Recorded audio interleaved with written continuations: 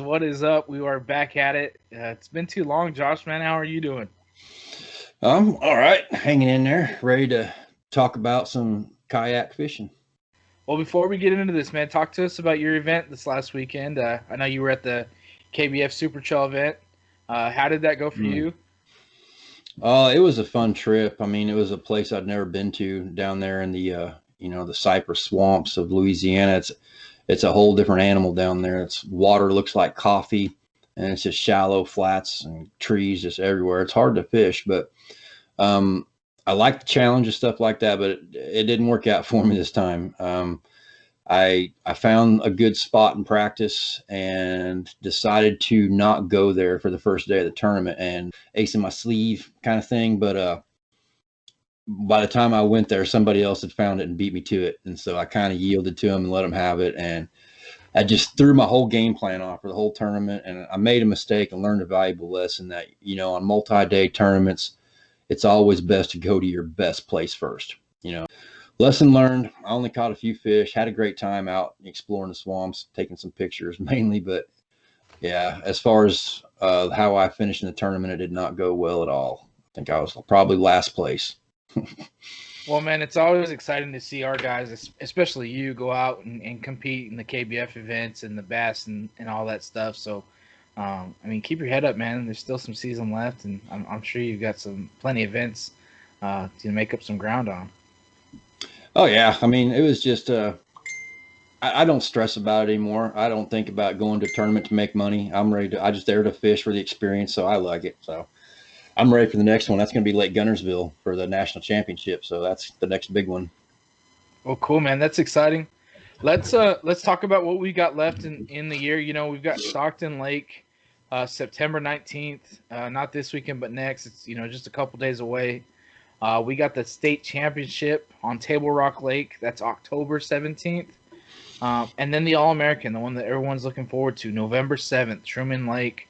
I mean, our series is pretty much wrapped up. We just got one more event and on to the finales. Yep, it's hard to believe that it's almost over. I mean, Stockton's going to wrap up our trail series. Should be a really good bite on Stockton right now too. Conditions are really good for fishing right now in this area, so looking forward to that. I think a lot of fish will be caught at Stockton. But yeah, then we got the championship run coming up. The Missouri State Championship, the Bassmaster State Championship, the All American.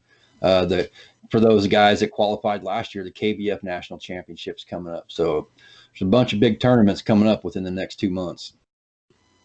Yeah, man, it's exciting to see what 2020 has already been and what we have left. It's really cool. This month is the last month for the online that goes to AOI, but we're still planning on doing events, monthlies after that.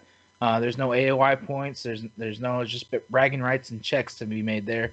And so, I mean, you younger guys that are looking for more events and fish your own waters, that's the way to do it. Fish on your time, weekends, weeknights, whatever's best for you.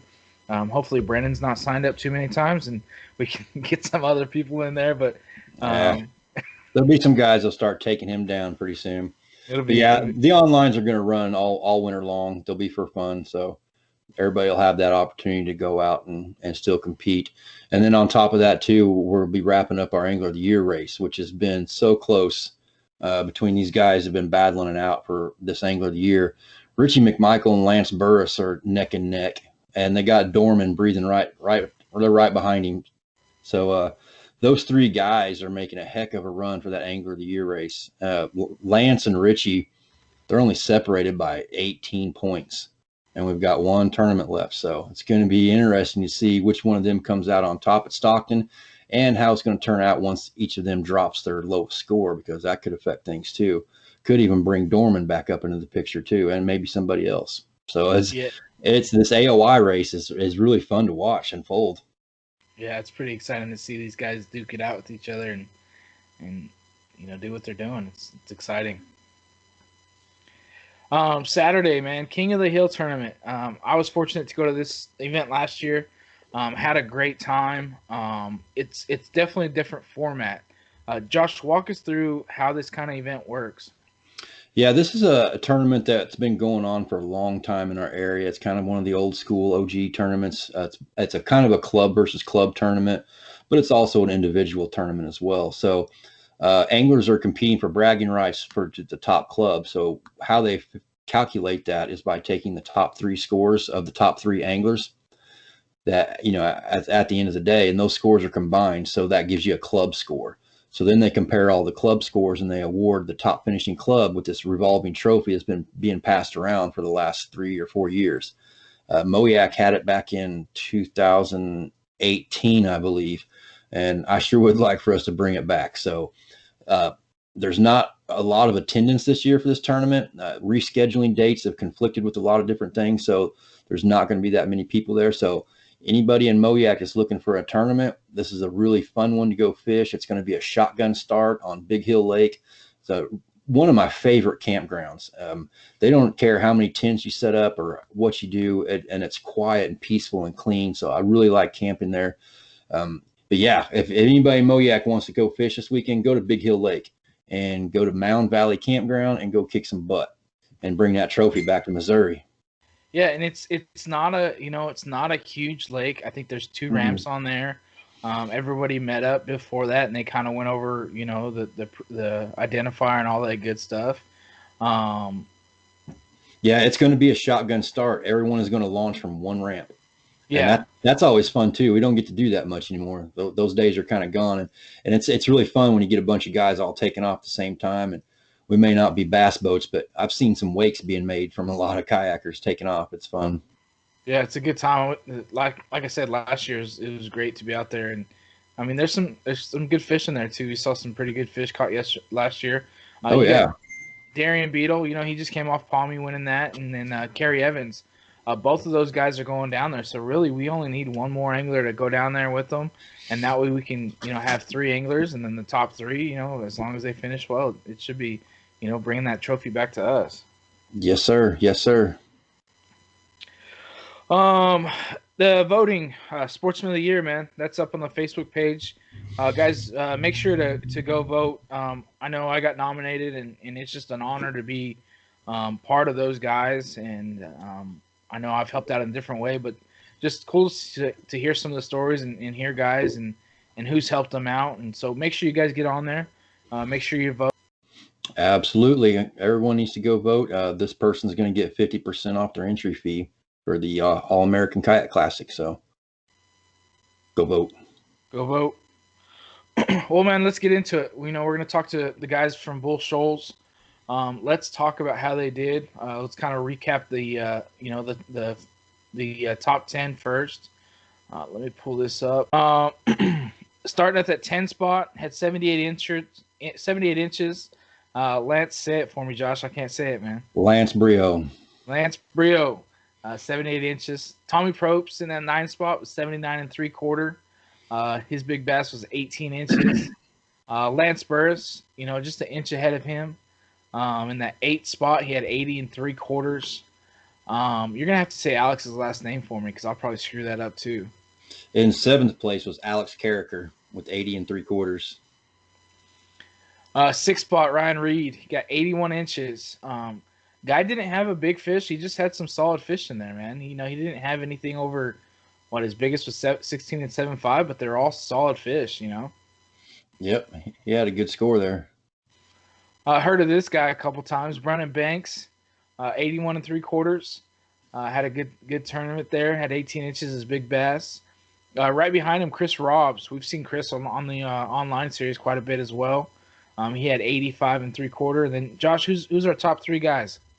These top 3 guys are going to be the guests that we're going to have on the show tonight to talk about their day. 3rd place is Zach Reynolds, 85 3/4. I mean, he had another solid score too. His smallest was 16 3/4, and his biggest was 17.5. So all of his fish are right there at the same. And same with Richie McMichael, 2nd place, 87 1/4.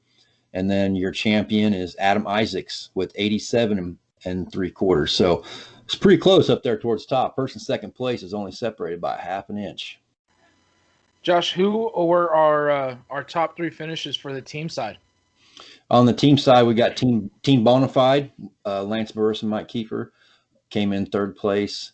In second place, we've got the Toad Stickers, Lance Briode and Keaton Voakley.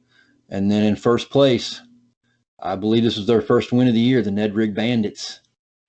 Ty Ward and Alex Carricker. So congratulations to those guys. Yeah, it was cool to see those guys. Those guys put in at the same spot that I did, and they went up from where we were at. But I mean, they were both fishing the same area, did really well, and they came back, not feeling overconfident, and then, they announced their team as they won it, and they're like, oh, all right, they're pumped about it. So it was fun to watch and be there to see that. Yeah, they won by 7 inches, so they won by a pretty good margin. Yeah, it's cool to see those team sides competing and fishing together, and just another, facet to MoYak.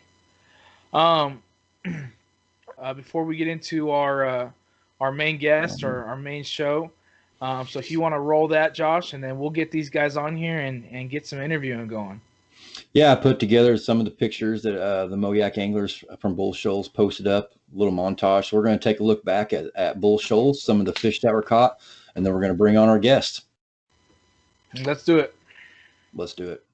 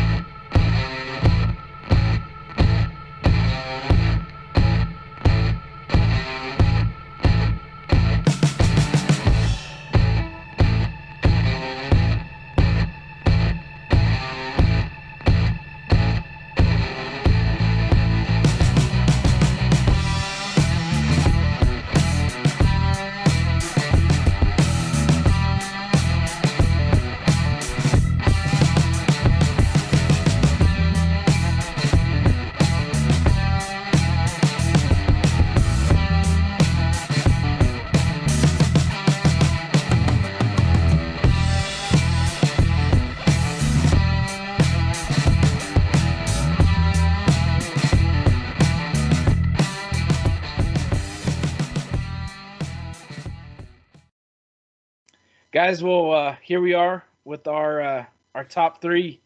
We got Zach, Richie, and Adam all here. Zach, let's kick it off with you, man. Feel free to introduce yourselves and tell us about you, man. All right, thanks. Yeah, I live in southeast Missouri, a little town called St. Genevieve, and I think last year I met Josh, and he told me about the MoYak, and I've started fishing tournaments after Taneycomo, which did not go very well last year. I think I ended with 13 inches. And fished the lake again this year and took 5th place. There you go. That's his turnaround. So how long have you been fishing out of your kayak, man? 3 years. Competitively since Taneycomo last year. Cool, man. What kind of kayak are you fishing out of? Right now, a Field and Stream Shadowcaster, but look to upgrade in the near future to Hobie PA 360. Oh, you're going to go big time, huh? You betcha. I'm tired of paddling. Yeah, I mean, it does. Having a pedal drive or a motor does make a big difference. I mean, you don't need it, but man, it is nice to have. Yep. Yes, so I'm looking over your score here. You had a lot of fish that were right in that 16, 17. They're all right there. I don't know what it was. I could not get away from 16 to 17 inches. I needed 2-inch upgrade, and within the last 10 minutes of the tournament, I made a 1.5 mile paddle back to where I started the morning on isolated brush out in the middle, not the dead stuff, all the green buck brush that had leaves on it still that held shade. And I mean, I was pretty much vertical jigging my chartreuse and white chatterbait. That's how I got all my bites. Dang, was that like an early morning bite or all day bite or how? It was an all day bite, but I couldn't catch anything bigger than 16 and a half to 17 inches. So I made a long paddle upriver, and I lost a good smallmouth that probably would have helped me a lot. Hate when that happens. 4 of the 5 fish that helped me, I watched grab my chatterbait right at my kayak, and I watched them swallow it, and I set the hook. Wow. It was. So how were you fishing that chatterbait? Were you just like steady retrieving, or were you almost fishing it like a spoon or something like that? Like a mix between a spoon and a jig. Honestly, I don't run a fish finder or anything on this kayak. I don't want to put any money into it because I'm just going to upgrade for next year.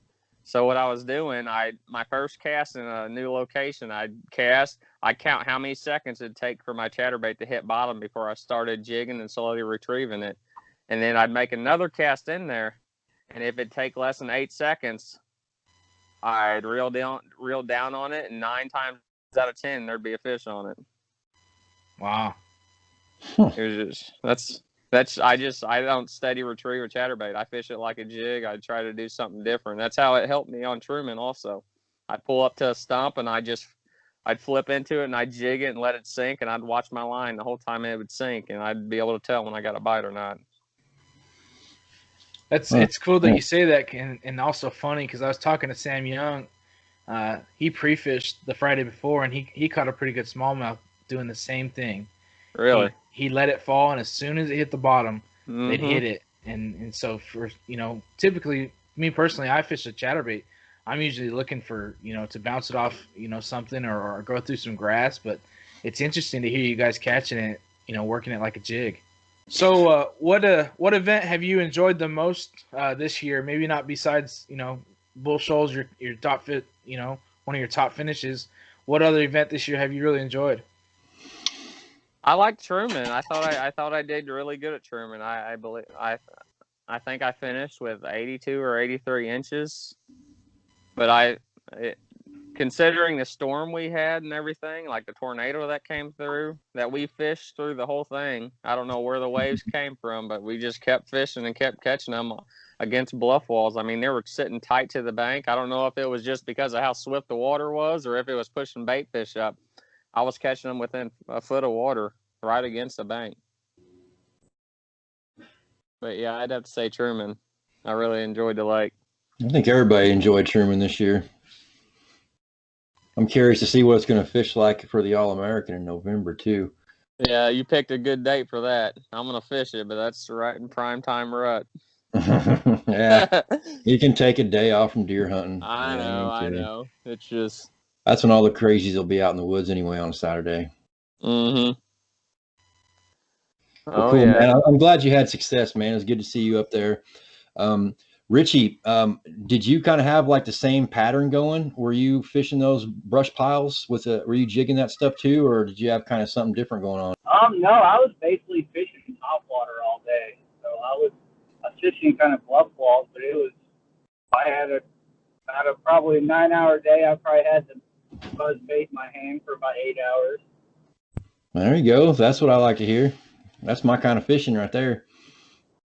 Hey, when they're hitting it, it's fun, man. When they keep blowing up on it, you can just keep chucking it and you can keep catching fish. Dude, I probably had almost 30 to 40 blow-ups on that thing all day. It was insane. That's fun. That's cool. But, it was like a 1 in 4 hookup. Every 4 blow-ups, I probably hooked one. A lot of the little ones were choking it, swallowing it. The big ones were just swiping at it that's why I had that big trailer hook on it. A lot of the times, all those big ones, or the 117 and 18s, were all on that trailer hook.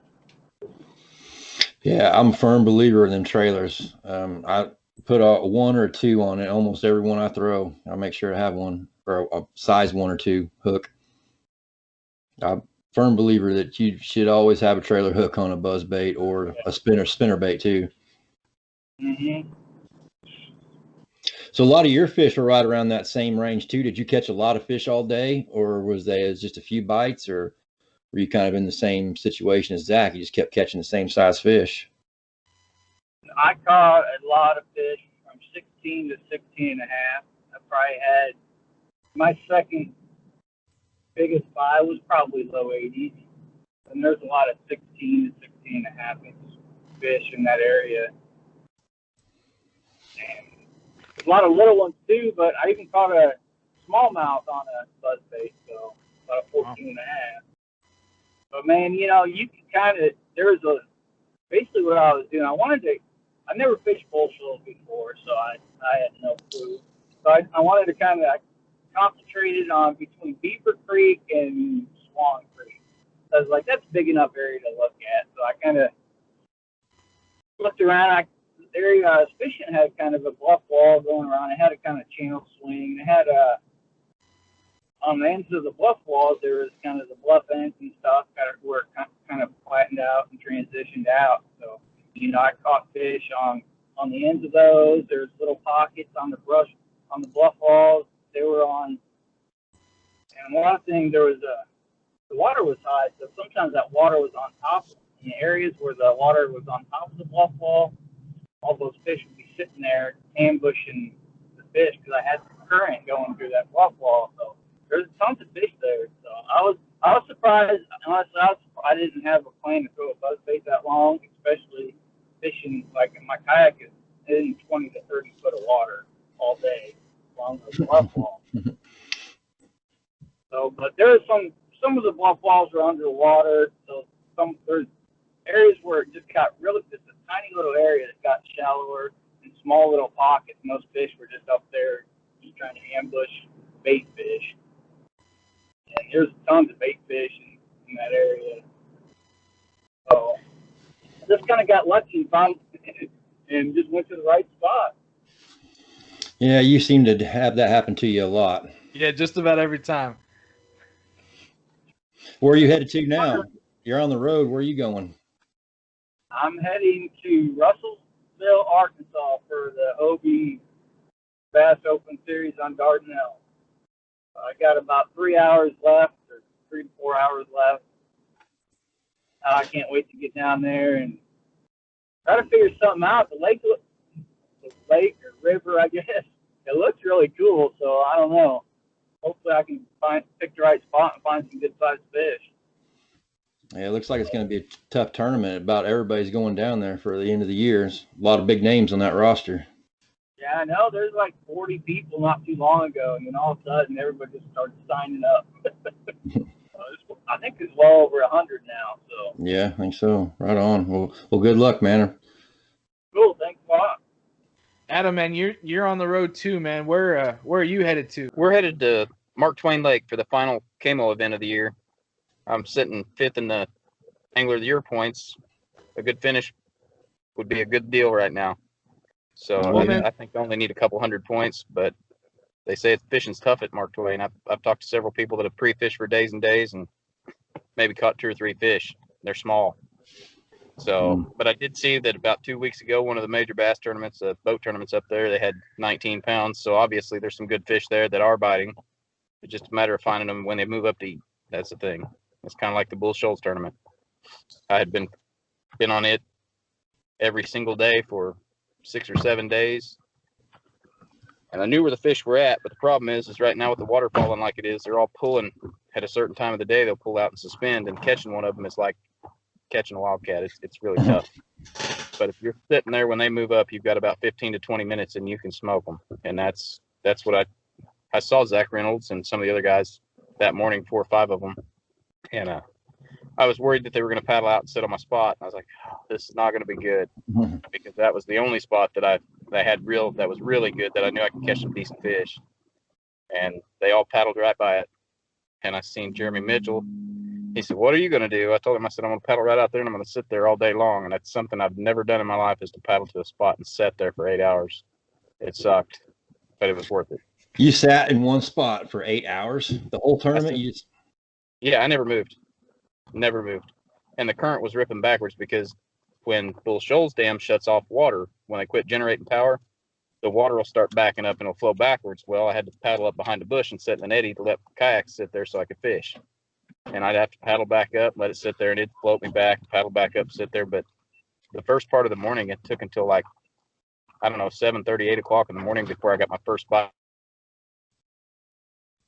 Wow.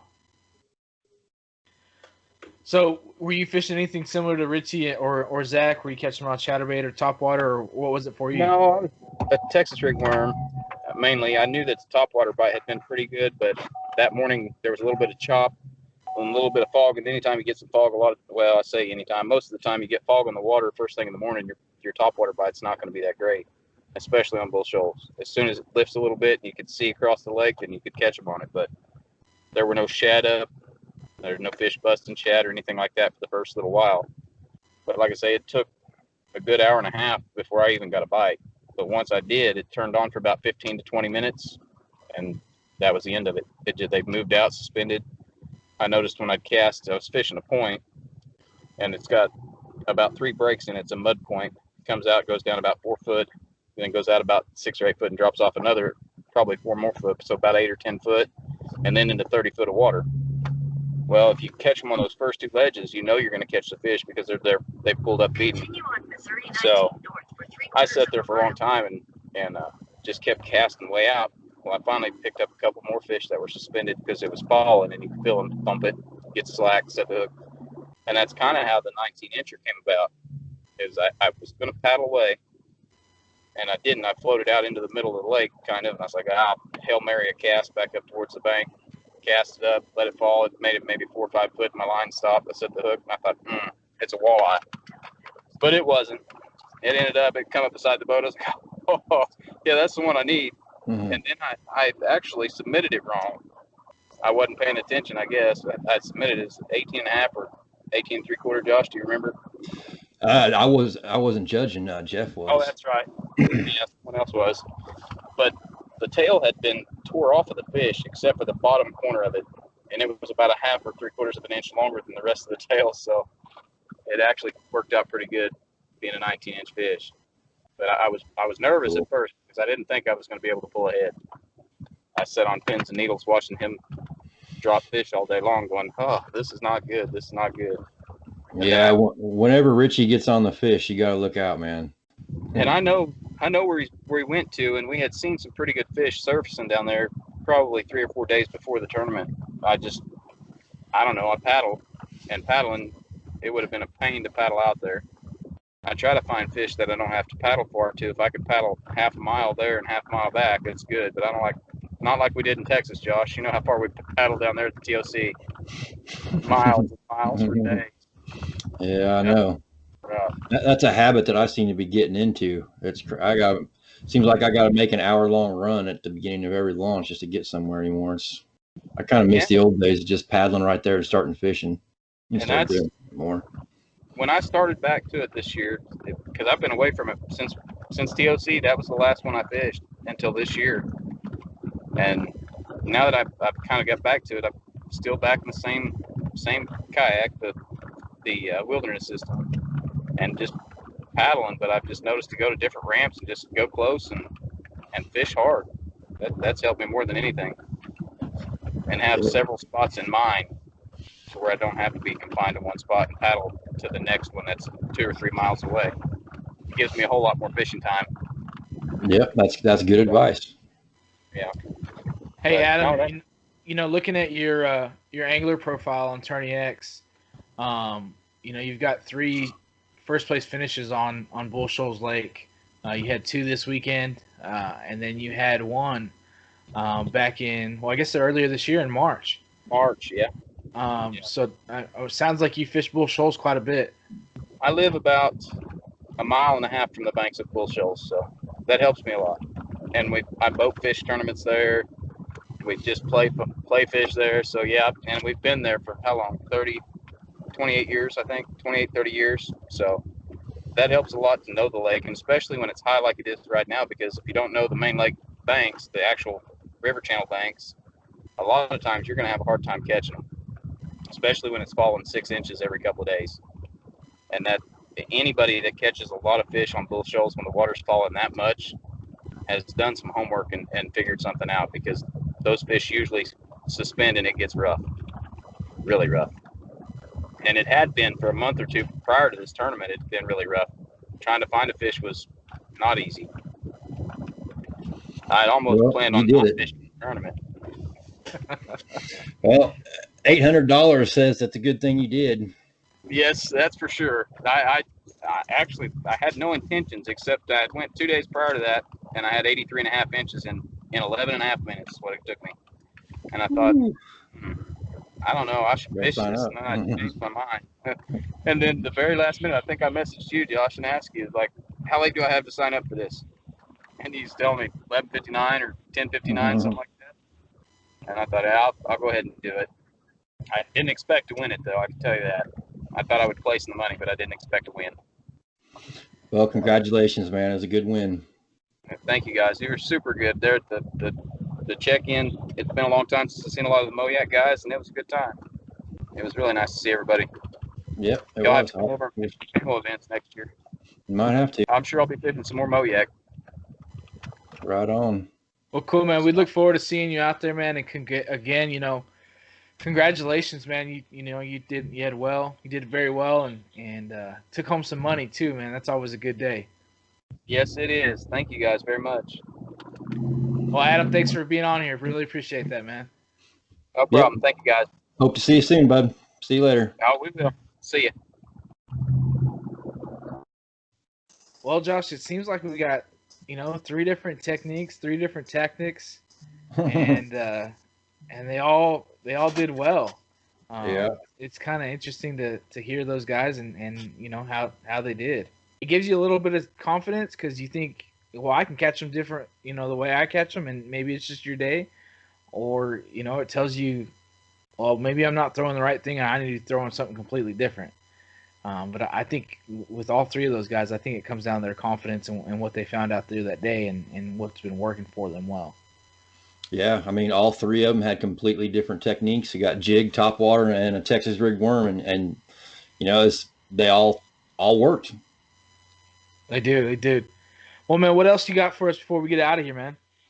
Oh, that's about it. I just want to give a shout out and a big thank you to the Beaver Creek Campground for letting us use the pavilion for the award ceremony, and for Troy and Brian and Jeff and Chris and everybody else that helped out with that event while I was gone. I appreciate that, and it's a big thanks to you guys, man. That's what makes MoYak awesome.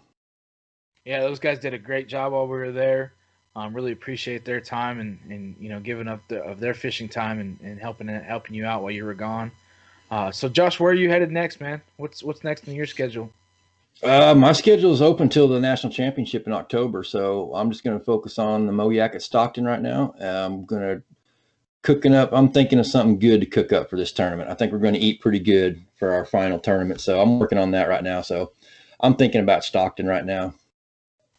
Well, cool, man. It's not far away. It's gonna be fun to see how this year wraps up and see what's what else 2020 has for us, man. That's right. Well, cool, man. Next week, maybe we get somebody on here talking about Stockton. Maybe get some fishing reports and we'll go from there. We'll get to work. All right, thanks, Josh. Talk to you guys later.